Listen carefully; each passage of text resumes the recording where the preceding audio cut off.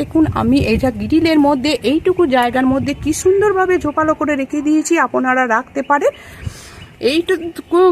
এইটাই হচ্ছে অপরাজিতা গাছের এই যত্নটা। তারপর আমি কি খাবার দিই প্রতি সপ্তাহে প্রতি মাসে সেটা আমি বলে দিচ্ছি, আর আমি আজকে কি খাবার দেবো সেটাও আমি দেখাচ্ছি।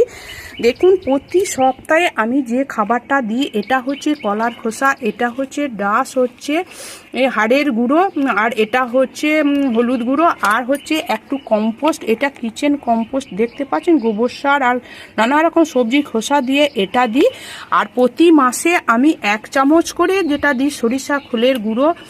এইটা যদি আপনারা কন্টিনিউ এটা করতে পারেন তাহলে দেখবেন অপরাজিতা গাছ নিয়ে কোনো রকম সমস্যা হবে না।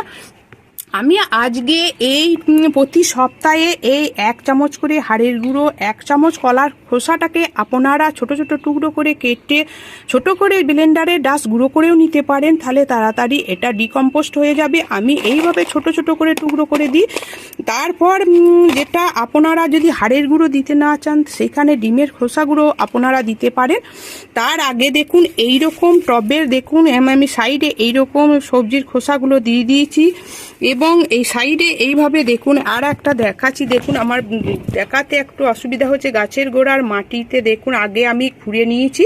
খুঁড়ে নেওয়ার পর আমি এইখানে 1 চামচ করে হাড়ের গুঁড়ো আর এই যেটা হলুদ গুঁড়ো আমি এইভাবে দিয়ে দেবো।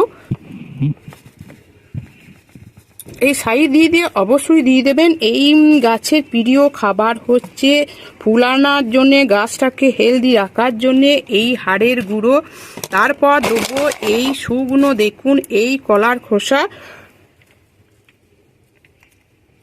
এইভাবে দিয়ে দেবেন। তারপর দেবো এইভাবে এই যে কোনো কম্পোস্ট, গোবর সার বা ভার্মি কম্পোস্ট, কিচেন কম্পোস্ট আপনারা দিয়ে দিতে পারেন। যেহেতু টবটা আমার একটু ভেতরে আছে, দেখাতে অসুবিধা হয়ে যাচ্ছে, আমি মুখে বলে দিলাম, সেটাই আপনারা সেটা করবেন। মাটি তৈরি থেকে আরম্ভ করে সমস্ত টিপসটা আমি